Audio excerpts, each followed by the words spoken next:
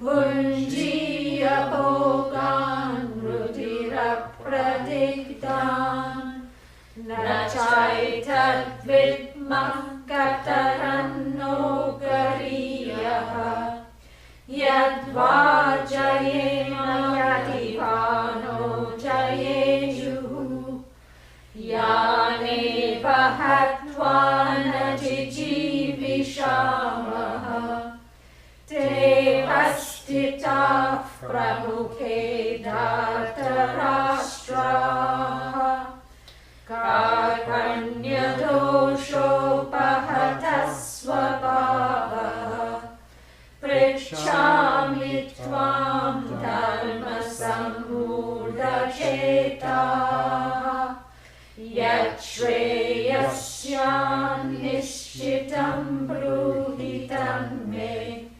Shishyasteham shadimam tvam prapannam Nahi prapashyami mamavanudya Yachokamutchoshanamindriyanam Avapya bhumavasapatnamriddham Rajam suranam apichadhipatyam Sanjaya uvacha Evam uktva hrishikesham Gudakeshah parantapaha Nayosya iti govindam Uttva tushnim babhuvaha Tamuvacha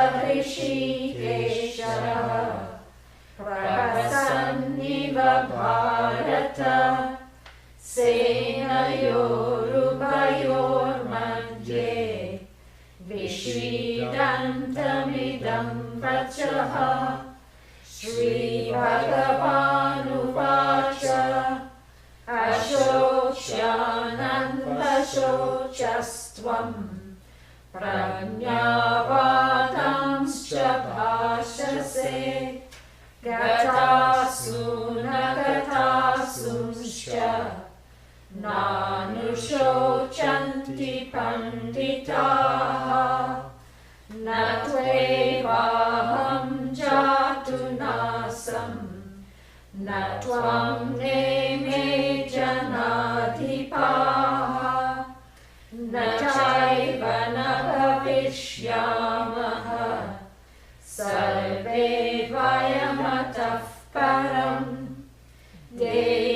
Dehinosmin yata dehe Kaumaram yauvanam jara Tata dehantara praptihi Dirastatrana muhyati Matra sparshastu kaunteya Shitoshna sukha dukkadaha Agama vayino nityaha Tamstitikshasva bharata Yam hinavyatayantyete Purusham purusharshabha Samadukha sukham dhiram Somritattvaya kalpate Nasato vidyate bhavaha Na bhavo vidyate sataha Ubayorapi drishtontaha Tvanayosattvadarshibhihi Avinashitu tadviddhi Yena sarvamidam tatam Vinashamavyyasyasya Na kaschit kartumarhati Antavanta ime deha Nityasyoktasya shariraha anashino praneyasya tasmad yusyasva bharata yaenam veti hantaram yaschainam manyate hatam ubhau tau na vijanitaha nayam hanti na hanyate न जायते म्रियते वा कदाचित् nayam bhutva bhavita va na bhuyah ajo nityah shashvato yam puranah na hanyate hanyamane sharire veda vinashinam nityam yaenamajamavyayam katham sapurushah partha kam ghatayati hantikam vasamsi jirnani yatha vihaya navani grinati naroparani tatha sharirani vihaya jirnani anyani samyati navani dehi. Om Sahana Bhavatu Sahana Bhunaktu Saha Viryam Karavavahai Tejasvinavadhitamastu ma vidvishavahai. Om Shanti Shanti Shanti. Something is destroyed either by itself, it just goes, or by something else other than it, correct? Either by itself, other than it, or by something like it, or by something unlike it. No, Atma? Which of the following? None. None of the above? No. So, nothing unlike it, nothing like it, itself also doesn't have parts, and nothing, other than it, and it cannot explode or implode, and it cannot, degenerate, depreciate in time, because it makes time depreciate. This is Atma. So therefore, this verse that we are studying, which is the one we are studying? Antavanta ime dehaha. Yes, these are all very happy moments for me. And Antavanta ime dehaha. So the dehas are many, and Adi Shankara has a very nice take on what is Antavanta. Here, if we take it grammatically, it's just that which is subject to an end, finite. And then you can, of course, you can wax eloquent on how the body is finite and how it just, you think it's fine, but one forgets the "ite" part. This, what is that called? Suffix. Pratyaya called "ite" means it's no longer fine. Now, fine plus "ite" means not fine at all. And so one thinks it's fine, and then what? It dawdles from room to room, and it falls apart on a regular basis. Yeah. At least the car lasts for 3,000 miles before the oil check and the oil change. Here, even now, every 3 minutes it is falling apart. Morning, okay, afternoon, evening, and then night, suddenly the person gets the second wind and does not sleep all night long. And then next morning, this is the body. It is changeable and it is antavanta, means it is subject to an end. That's what we would say. Adi Shankara has a slightly different take on this. he says that, you'll see shortly what he says, but he says, Antavanta is that which is non-existent.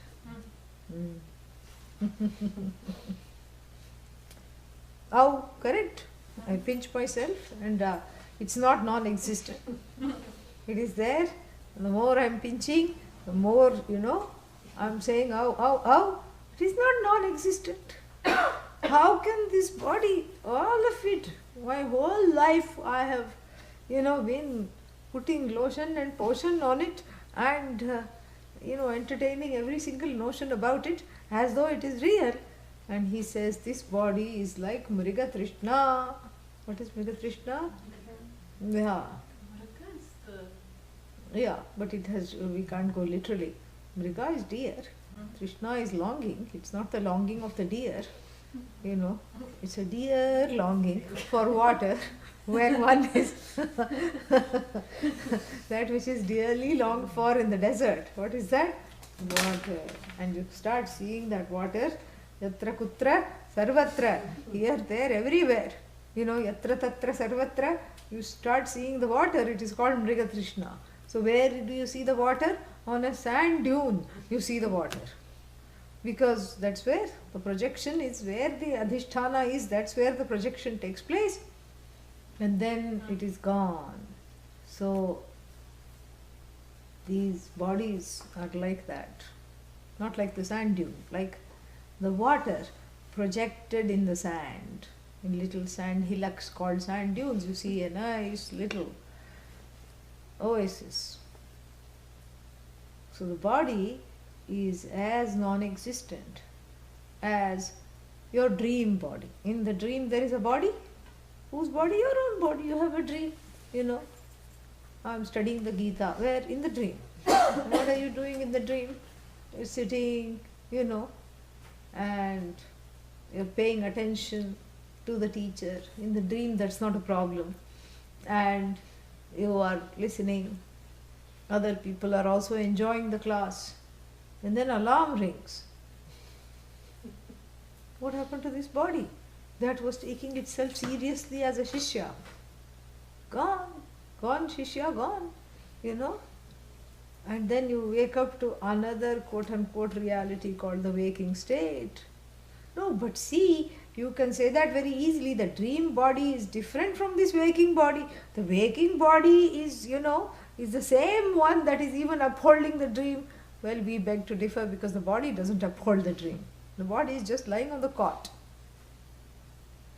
Consciousness, your own awareness, your own memory, your own desires are upholding the dream. No, but the same body in sleep, it is allowing the dream to project. Body is not allowing anything to project. Body is dead to the world. So don't bring in the body where the body doesn't belong. In sleep, where is the body? Non-existent. No, don't say that. It's sleeping on the cot. Did you see it? No, I didn't see it because I was not there. Exactly. No, but supposing I put a sleep cam, I put a camera and saw the body sleeping, then that is the proof for you that the body was there. Yes, the body was there. But then what kind of a body is it? It's a coming and going body. Antavanta. And so he says that all these bodies are many. Ime deha. That is the contrast here. Uktaha. They are said. They are said by who? Manishinaha. These the sages who know what is what say that the body is finite. The bodies are many. One Atma, many bodies. Tatam spread out like a tent. And then after that what? But the bodies are anitya. The Atma that is in each and every body, within quotes, that upholds each and every body is Satya. Atma alone is how many Atmas? Ekaha, one. One Atma many bodies, this contrast is there. So two things are talked about in this verse. One is, in one stroke, he talks about how the same I abides in all the bodies. There may be 10 million bodies, the same I, one I. And the second thing is that which the I occupies is unreal, asat, mithya. Unreal means not belonging to the same order of reality. So the body will never become sat and Atma will never become asat. But you say they are together. Yes, they are together. And you say they have been together all the time. Yes, they have been together all the time. But then when two people live together all the time, they start to look like each other. There is a contest of the pets and the owners. And now my question is whether the pet started to look like the owner or the owner started to look like the dog. That is what my question is. I don't know. And they come dressed alike. You know, the dog has an overbite, the owner also has an overbite. The dog has, kind of floppy ears, the owner also has floppy ears. The dog looks like it has one eyebrow raised, the owner also looks like the fellow has one eyebrow raised. And they wear the same color scarf and come to the competition. And this is a competition. Why? Because they have lived so long together that they have started to look like each other. And there is some truth to it because there is something called mirroring, Nobody stands in front of the mirror all the time. So the person in your life becomes a mirror. And then you unconsciously, apparently this is the theory, that one unconsciously starts mimicking the other person's mannerisms. So old, long married couples who keep finishing each other's sentences and who keep, saying the same things are also starting to look like one another, they say. Correct? So why all this big discussion? Sat and Asat are married because wherever there is Asat, there is Sat. Right? It's like a marriage. One-sided, okay, but it's still a marriage. Asat is married to Sat. Sat has filed for divorce long ago. Sat says, I am unconnected and disenchanted from everything. I am Asanga. But Asat is connected to Sat. But not knowing that, one may say that look, these two have been living together. And the Vedic example, there is a Vedic example for this. This is not like snake rope. It's a nice one. Roses, very fragrant roses, strung in a mala on a string, offered to Bhagavan. One day, 2 day you keep it, and third day you hang it because it's still fragrant, and fourth day, third day, fourth day you just hang it somewhere so that the room gets fragrant. And then after that, rose gone, and the string, the rose shrivels up and then falls off the string, just leaving some loose knots. And then you are about to throw the string, but you sniff, you smell the string, and the string is fragrant. What happened here? The rose left an imprint on the string. Similarly, the fragrance of Sat. Sat is the rose. Correct? Leaves an impression. We'll take both the pakshas. Sat is the rose, and this fragrance of eternity is left on everything that is Asat. So Asat becomes fortified with vitamin Sat and then never gets destroyed. Correct? Wrong. Why? Because they don't belong to the same order of reality. We've seen that. Take the other paksha. Sat is the string that strings all these mithya objects together. Correct? And Sat has been living with mithya for so long that it has become like mithya. Sat is destructible or Asat is indestructible. Neither is true. Neither is true. Why? Because it is not, the string and the flower belong to the same order of reality. Just like yesterday we saw that the pot cannot destroy the clay. I need space. I need elbow room. I want to get rid of clay. All the time the clay is following me. I want out of clay. I want to be divorced from clay. I'm sick of clay. There is no privacy. Even when I change. That's why I'm looking glazed, because I'm sick of clay. I try to hide the clay by having a glaze, but still it is clay. I can't seem to get rid of the clay. The pot cannot lament like that. Why? The very being is clay. If it gets rid of the clay, clay is not going to go anywhere. What's going to happen to the pot? The pot is going to get rid of itself, really. Its very being depends on Sat. So too with regard to the bodies and the Atma, the bodies are many. And why are we talking of bodies? Because this is a battlefield. Where else to say? I mean, you're not going to count chickens. You have to count bodies. Yeah, you're not going to count eggs and chickens. And ask questions, well, what is the truth of the chicken, and which came first, and all these things. This is not the time to do this kind of a Vishleshana.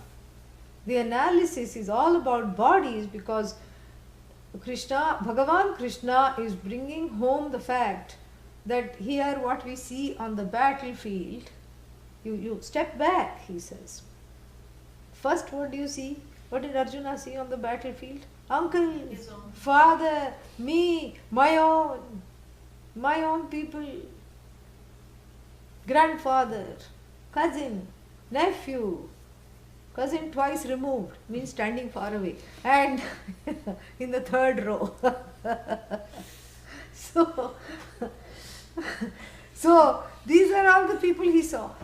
He saw them, from Atmiyataya, from the standpoint of Atmiyata. My connection, my belonging, my sense of me, mine, not yet mine. Oh, even though they are on the other side, they still belong to me, they are related to me. This one by marriage, this one by accident, this one, because he just followed me home one day, and this one because of this one because of that. Each one has a story of the connections. And he first gets mired in the connection. And then he looks at them, he takes a little step back. That's why he takes Krishna as a teacher. He then, the next way he looks at all these people is they are acharyas, gurus. They are pitamahaha, granddaddies, pautraha, meaning anything connected to the next generation. So little bit space. We are not just my Bhishma, but pitamahaha, granddaddies in general. So the little bit of space he did manage to get. So that space means what? Vairagya, objectivity. So he started to look upon them as general roles in which they filled in his life, rather than individual strong connections and codependencies. Krishna says that is good but not good enough for this Vidya. You have to take one more step back and see what is in common with Pautraha, Matulaha, Shvashuraha, Bhrataha, Bhratra, Bhratrun, and Syalaha. And then what? Sambandhinaha, Pitamahaha, uncles, cousins, brothers, all these people. What do they have in common? What do they have in common? Bodies. They are a bunch of bodies with Astra and Shastra, donning Astra and Shastra, offensive and defensive mechanism. So what do they all have in common? Don't say a clanging armor. Yes, but what is in the armor? In the armor is the body Body itself is an armor. On top of the armor, you wear one more armor and go and, make it sound like the Tin Man is coming, clanging everything. That armor was heavier than the person in these olden days. If you go to some museums in India, you'll see what they wore for battle. It's made of chains and iron, beaten iron sheets, curved into very uncomfortable looking, chest plates and what is that? Arm plates, breast plates, the waist portion, all these things. You wear that and then you go noisily into the battlefield. It's worse than parda because you are only seeing so much. Yeah. Yeah. That's how it is. So he says, look closely, what is in these contraptions? Look. It's not that your uncle is standing there. A body is standing there. And inside each one, there is a body. Each one is like a dabba for the body. Dabba means container. So, tin can. Each one is enclosed in a tin can. Look, what is inside the tin can? Oh, I see some occasional blinks. Yeah, that is there, but what is blinking? The eye. What does the eye belong to? Bodies. We all come back to the bodies. And how many bodies? Oh my God, so many bodies. Oh, a sea of bodies. He says, please see. Pashya. A sea of bodies as far as the eye can see. 11 akshauhinis. Akshauhinis is one battalion, one unit. Akshauhini. And akshauhini, it means there is a certain proportion of elephants, chariots, horses, foot soldiers and riders.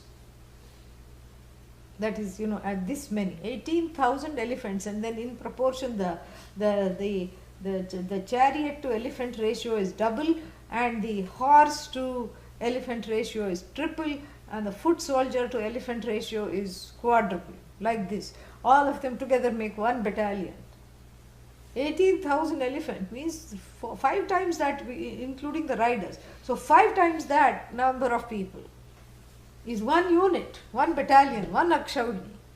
And the other side, the Duryodhana side, has 11 akshauhinis. These people had only 7 Pandavas. And he says, please see, behind the tin cans, what is there inside, contained in the tin cans, as it were, is another can. Yes, that's how this is called can. So, one can, inside that another can. One is a can to ward off all the arrows. What kind of arrows? Slings and arrows of outrageous prarabdha. And then the other one is what? The other can, called the body. What is it housing? The Atma, as it were. As though housing. In fact, the body is not housing. Body thinks, I am the host. I have invited Atma to come and stay. Atma is staying in me. Atma has a different perspective. Atma says, what is this fellow achieving? Why am I here? Why am I subserving this body, mind, sense complex? When is his prarabdha expiring? And Atma is saying that. Because with the body is not hosting the Atma. Atma is sporting the body. Atma is tolerating this fellow. That's what it is doing. Without chup, without anything, without making a sound. Atma says, all right. The rate at which he is abusing the body won't last too long. Be patient. Good days are ahead, Atma says. So, how many Atma? One. So the body is a can, and then the body is covered by another can called armor, and then And inside the armor is this, another armor, fleshy armor, flesh and bones armor. Inside the flesh and bone can is, the original thing. What is that original thing? The only thing because of which all these cans are kept up, all these appearances are kept up, the show is kept on going, and everything is happening, and this is only one Atma. And Krishna doesn't say, look deeply, can you see inside the other can what's there? Because it is aprameya, he's going to say. He stops at the level of the body. He says, you need to take another step back and look at them as bodies. As bodies of elephants, bodies of foot soldiers, bodies of commanders in chief of the various Akshauhinis, bodies of horses, bodies of the riders thereof, bodies of chariots, bodies of everything. You just see them as bodies. Now one more step back. Oh, do I have to? Yes. Then what do you see? What do they have in common? You just told me bodies. All right. But what is the truth about the bodies? What about the bodies? What about them? They are fine. Look how, all these strapping young men, look at them. They are oiling their biceps, getting ready for the war. So that this is the way to scare away the enemy. Because an oiled muscle looks bigger than an unoiled muscle. This is what all the bodybuilders believe anyway. To show off the muscles, they will, put some oil. And so what's wrong with the bodies? Close your eyes and think of the battle. What's going to happen to these bodies after the battle? Before, a sea of bodies. After, a sea of bodies with everything out. Yeah. Atma out. And then what? Every other thing that should have been in is out. And it's a sea of bodies.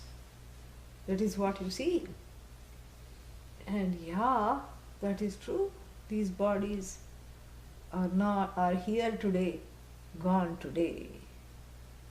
And when they have come to the battlefield, they are definitely to go. Because when the women folk, the princesses, queens, bid goodbye to their husbands in the battle, it was always a mourning. So knew it would come back. They would do arati, they would put the tilak, they would garland the men, whole villages, the whole kingdom. All the children and the women who did not go to battle would cry. Because you don't know if they're coming back. That's how it is. So that means what? The body is going to war. The body is either coming back or mostly not coming back. Not coming back. Antavantaha. Ime sarve. All these dehahas. Antavantaha. Look at them as bodies. Look at them as bodies suspended in time. The noose of time harvests these bodies. Lord Yama came down from the Kathopanishad and visited the Gita class. Lord Yama comes and takes down these bodies. Oh, but this is a very sad situation.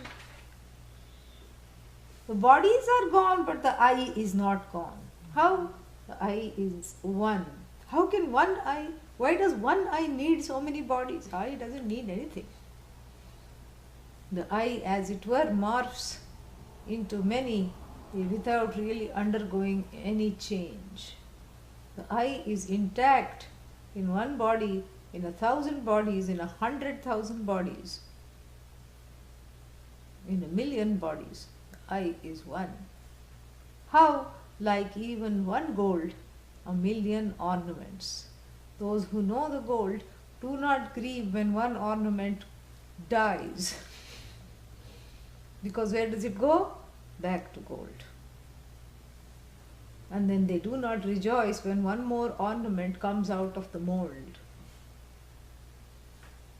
An earring, So what's news, it says.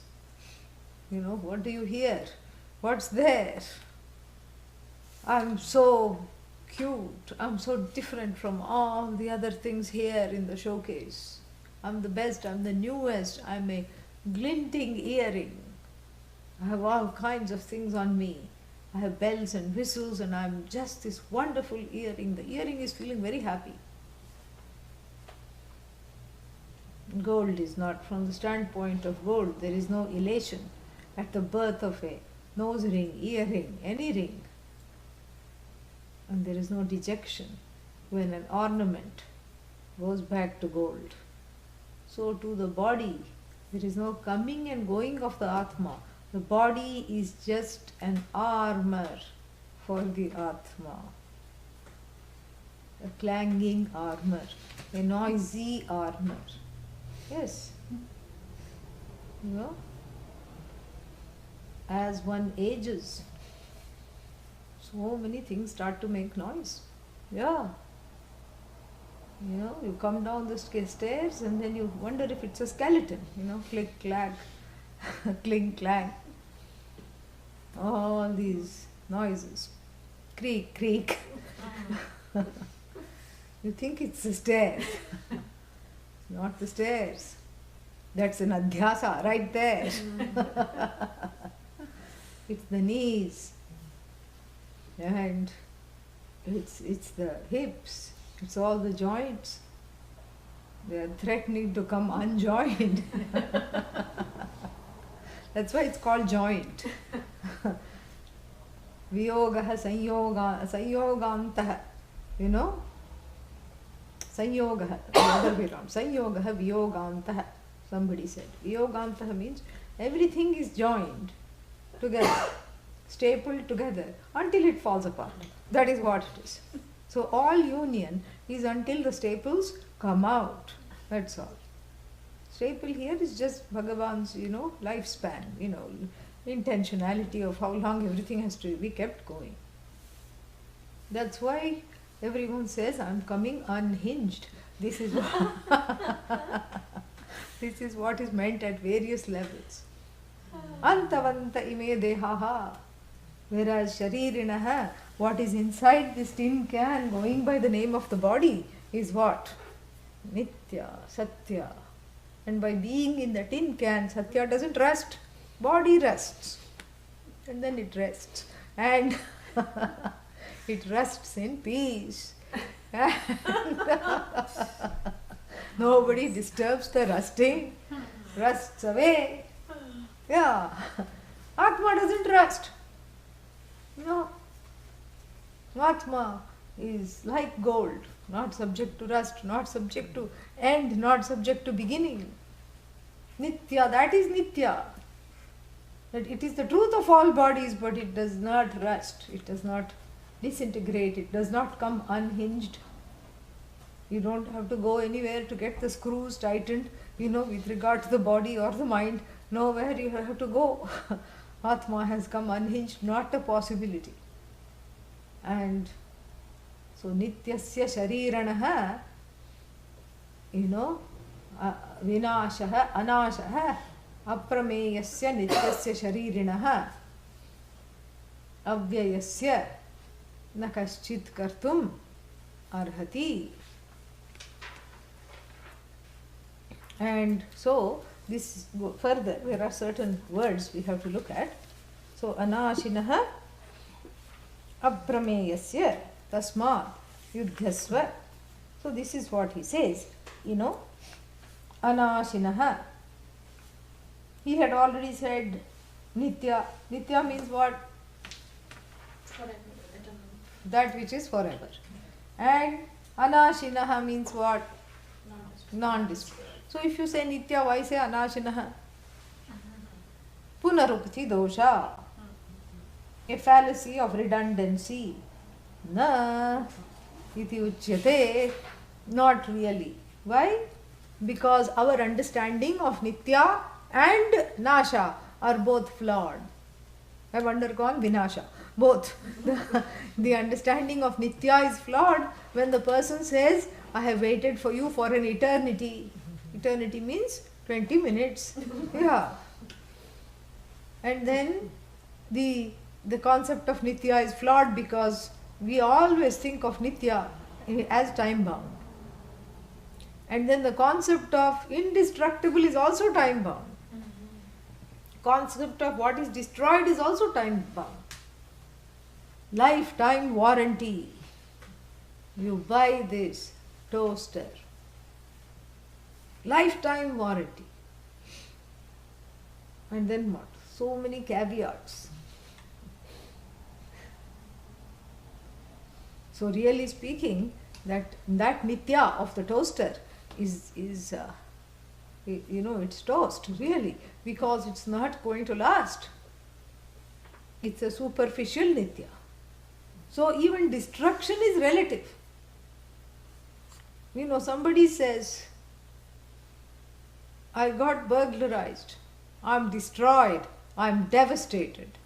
Correct? And then the same word devastation you use to describe a war zone. After the battle, Kurukshetra was a zone of great devastation. Same word. But one is relative, one is, absolute. So therefore, to override that which is forever and that which is not subject to destruction is what is talked about here. Nitya, and then what's the other one? Anashi. And then aprameyaha. Because where do I look for this Nitya? This one Nitya which has as though become many, like even the gold which has as though turned into so many ornaments. Where do I look? In every ornament there is gold. In fact, the whole ornament is gold. Ornament cannot live without gold. Gold can live without the ornamentation. This is something I have to understand. And how do I understand it? I understand it through the teaching, which is pramana. Ma means knowledge. Prama. Pra means the well ascertained knowledge. Plus anam, lut, which is making it into a noun. Pramana, means of knowledge. Pramayaha karanam. Karanam means means. Pramayaha karanam pramanam, means of knowledge. Pramata, what is that? Huh? Pramatru, the one who knows. Agent of knowledge. Pramatru, pramata, like neta. Pramana, means of knowledge. Prameya, what is prameya? That which is to be known. Prameya, to be known. Pramata, prameya, pramana. Pramata knows the prameya with the help of the pramana. All Sanskrit. Pramata, agent. Prameya, object. Pramana, means. So first three cases are covered.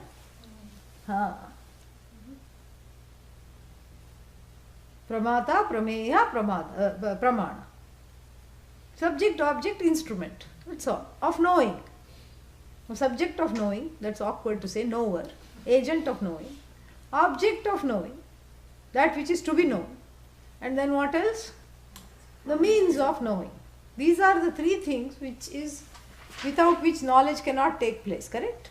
Knowledge means there should be minimum an agent, a means of knowing, and then that which is to be known, an object. Subject, object, agent, object, and then means. Minimum. Three things are involved in this business called knowledge production. So who is the pramata? I. And if we are talking of sadvastu, what is the prameya? I. Is consciousness, is buddhi, which is where? I buddhi is buddhi. S is silent. That's all.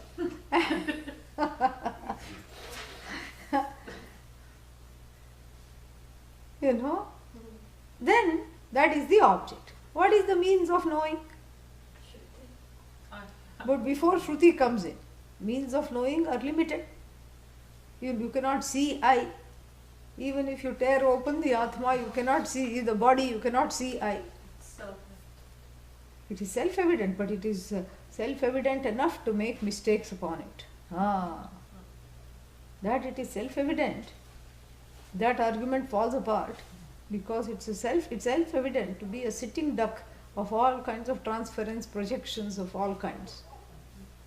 Satyamidam, self-evident. But it is of no use to say self-evident because you cannot suddenly intuit the Atma. So what means of knowledge can you follow to see the Atma? None. You cannot see, hear, touch, taste, smell the Atma. And then you cannot know the Atma through inference. If it rains, the roads are wet, therefore it must have rained. If Atma is there, it will make a sound. If there is a sound, therefore there is Atma. No. And so you cannot, know the Atma through one step or many step in inference. You cannot know the Atma by comparing it to something else, which is called Upama. You cannot know the Atma as something non-existent because you as the existent one cancels out that non-existence.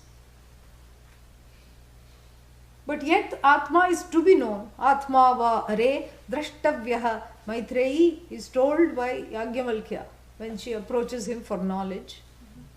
It is to be known. It is as good, it should be as good as though you were seeing it. Without, you can't see it. It's not an object of sight. And drashtum kim kartavyam shrotavyaha. So that's where the Shruti comes in. Shruti is a pramana that talks about the prameya vastu. What is prameya? That which is to be known. Which talks about the prameya vastu as non-separate from oneself and cancels the ignorance. This big load of ignorance and wrong knowledge is removed so that the pramana, that prameya shines. This is where the self-evident comes in. The prameya is already shining, but the debris that one carries along with the self-shining, which also comes to light, which is what? I'm an idiot, I'm no good, I'm incomplete. Without all these things, all that goes away.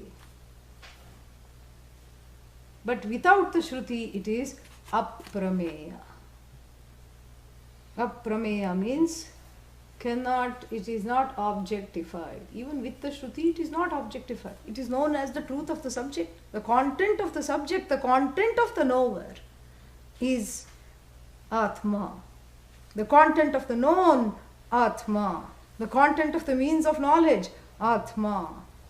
So the Atma that has sustained the knower and the curiosity of the knower for so long, and the same Atma that has simultaneously sustained both the Jignasu and the object of the knowledge, which is the truth of the Jignasu, for so long as there has been Jignasa. The same Atma that has as though morphed into the words of the Shastra, Guru Mukhat, given through the mouth of the Guru to the student and internalized by the student in the form of a vritti. Vritti is also aprameya. How are you going to, tabulate? Here comes a vritti. Here it comes, I see it. Okay, come. This side, yeah. This side there is too many ragadveshas. Come here.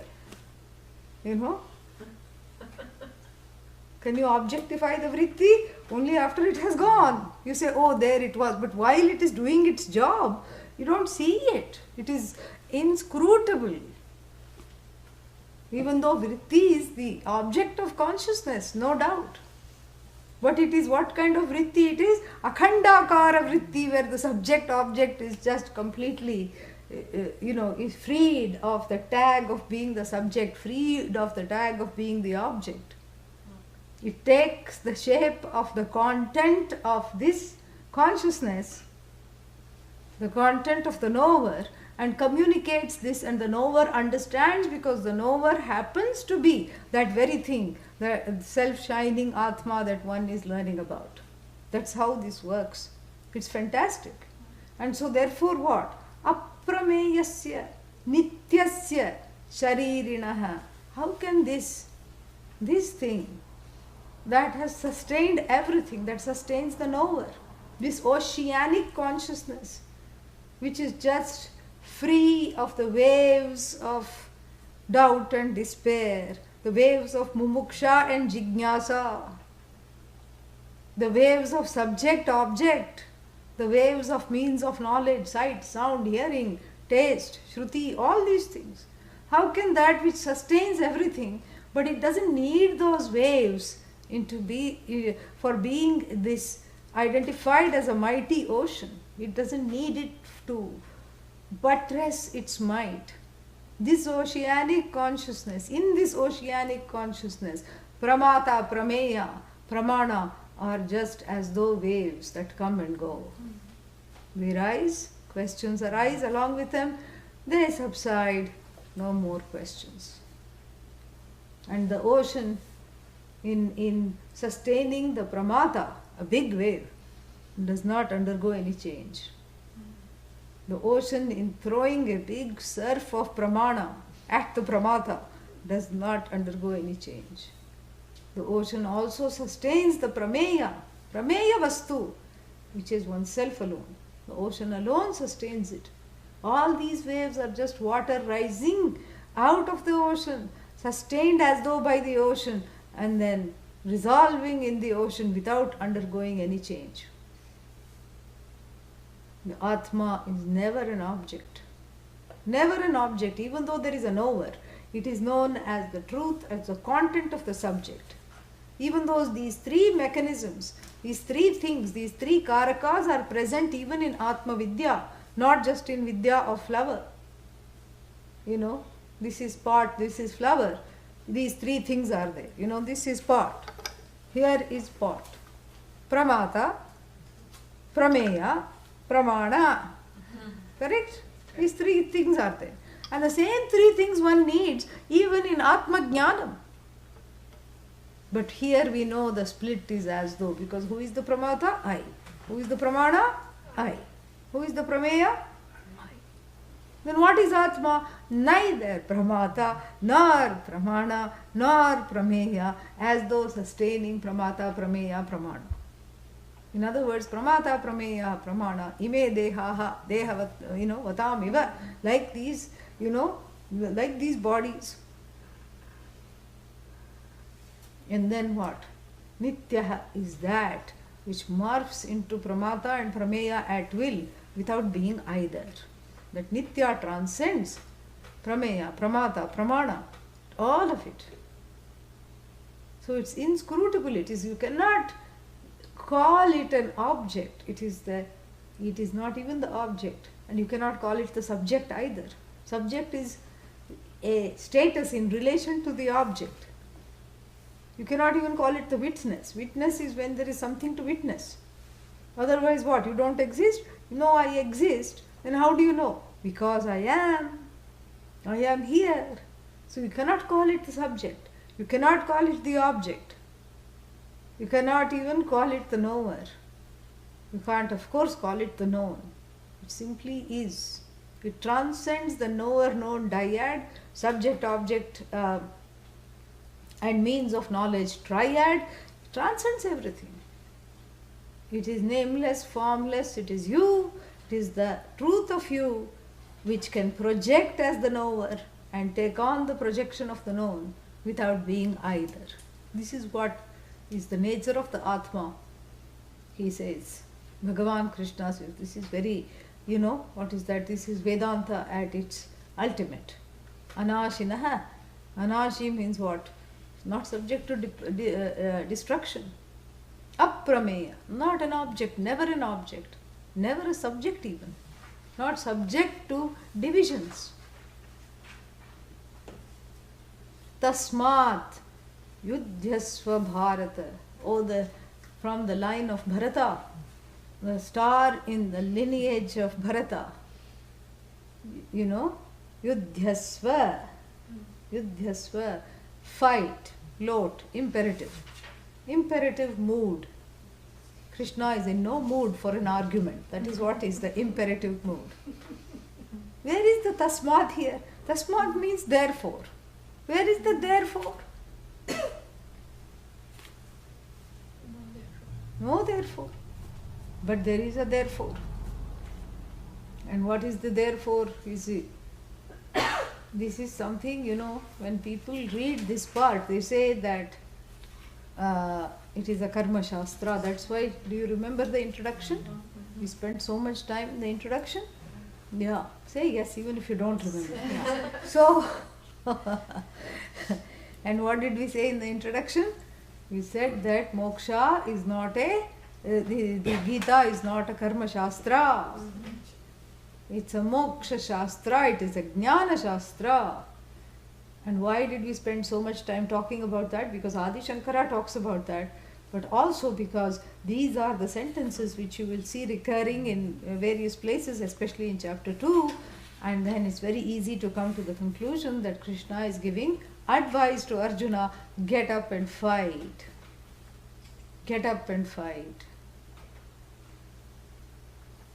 Krishna is giving a lesson in not in karma, but in the various layers of reality.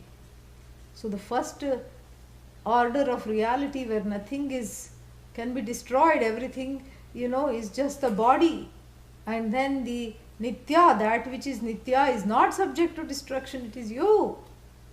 This atma is not an object, not a subject, not a knower, not the known, and it is that self-shining I. You know this. And now you are in, come to the empirical level of reality. Therefore what? Therefore nothing has changed. You have got into this at the level of the body. You are engaging in this. Therefore, go and do what needs to be done, knowing that you are not the agent of killing. He's going to mention that. Ya enam vetti hantaram, yaschainam manyate hatam, ubhau tau na vijanitaha. Na vijanito, nayam hanti, na hanyate. He's going to say that later. But you are not the subject of the killing. You are not the object of being killed. You are that nitya which is there in every body. And so what do you see when you take a step back? You see armors and then you see bodies clanging inside them. That's what you see. That's all that is here. So what is going to be destroyed as a result of the battle is not anything but the body. The Atma is one. So the Atma you cannot destroy it. Even Ishvara cannot destroy it. It was there. So who are you to destroy to have this big complex that I am destroying the, things. You are not destroying anything. And therefore, get up and fight. This is not advice. This is just a matter of fact observation of what needs to be done. It is also an observation of the dharma, that is on the level of dharma, that this war has to go on. It's also an observation of where the war would have gone on even without Arjuna if it's necessary for dharma. But Arjuna is not showing signs of being moved by this knowledge. He's still sitting there dejected. If Arjuna had said, you have said enough, Krishna, let's go to the forest. Or if you are busy here, I'll leave you here and find a teacher and I'm going, I don't care what you say. What could Krishna have said? Nothing. But he's still sitting, he's still got his own tin can armor, and he is still, sitting there moping, rusting the armor faster with his tears, and he's still Ratho Upavishat, Rathe Upavishat, he sits down in the chariot, refuses to move. He is quivering, his quiver is also quivering, and he has, Gandiva has slipped from his hand. and he's sitting there moping, Mr. Mopey, he's talking to this mopey fellow, and he needs a wake up call, because all this Vedanta, to one who is not fully in the realm of dharma, what is to be done, who is wanting to run away, is not a good news. Yeah. That's why he is brought back to the world from his reverie of sorrow. In a sorrowful reverie he is sitting. He is brought back to the world. Because what did he say? I don't want to fight. And Krishna says, you have to go fight. Why? Is Krishna a sadist? Is Bhagavan Krishna a sadist? No, not really. If someone comes and says, I want to take sannyasa because I can't stand my spouse, what will the Guru say? Go back and live with your spouse. Yeah, that's what they say. This is not the time to take sannyasa. Because I can't stand the spouse. I can't stand this person I'm living with. Therefore, give me sannyasa. And what will the Guru says? Therefore, go back and stay there. Because it shows unpreparedness. Because there is a raga and a dvesha there. The raga to be outside of the marriage and the dvesha for the person in the marriage. So that raga dvesha is there, that has to be interrogated and overcome. So therefore, please go back and stay until you don't want to leave. That is the time to leave. And here also, he already said, Bhaikshacharyaam charantah, it's better to lead a life of alms. And if I just crane my neck, I see Rishikesh from Kurukshetra. Like that politician said, I see Alaska, I see Russia from my bedroom window, like this, So if I crane my neck, I see Haridwar. This little bit more, I see the tips of the Himalayas. Little bit more, I see Rishikesh. Gangotri. And then, of course, I'll need a chiropractor, but we won't go that far. But I can see Rishikesh if I just crane my neck. It's there, it is calling me. I'm going. I want to go. And what is the point in hitting the gurus? What is the point in killing the teachers and the grandpapas and the, uncles and the aunties? And it is nicely, pushpitam vacham, all these flowery words. But still, nonetheless, there is ragadvesha hidden in this bouquet of words which he has strung to give as a reason for Bhagavan Krishna to not fight. And Bhagavan says, your growth is there. Yeah. Bhashya we'll see tomorrow. Om Purnamada Purnamidam Purnat Purnamudachyate Purnasya Purnamadaya Purnamevavashishyate. Om Shanti Shanti Shanti. Harihi Om Shri Gurubhyo Namaha. Harihi Om.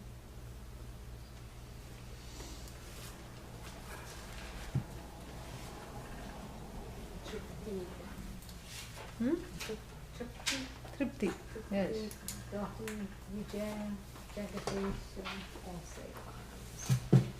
Vijaya, it must be very early. Malaysia. Okay.